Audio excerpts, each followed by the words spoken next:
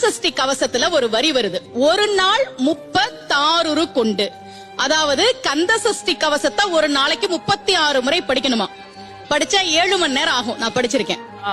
ஆனா கலியுகத்துல கந்தசஷ்டி கவசத்தை ஒரு நாளைக்கு 36 முறை படிக்கிறதுக்கு நேரம் இருக்காதுன்னு தான் அதுலயே சூட்சுமமாக ரகசியமாக ஒரு விஷயம் சொல்லப்பட்டிருக்கு.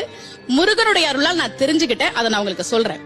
ரவண பவச ரரரரரரரா ரிவன பவச ரிரிரிரிரிரி, இதுக்கெல்லாம் என்ன அர்த்தம் நான் தேடி தேடி தேடி முருகன் அருளால் தெரிஞ்சுக்கிட்டேன். சரவண பவ முருகனுக்கான மந்திரம். இத 6 முறை சொல்லணும்.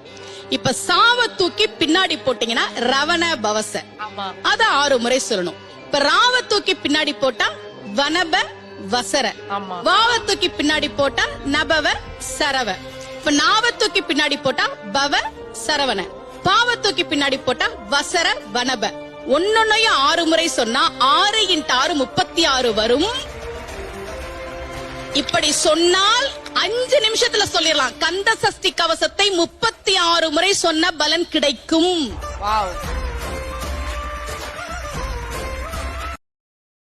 Download ShareChat.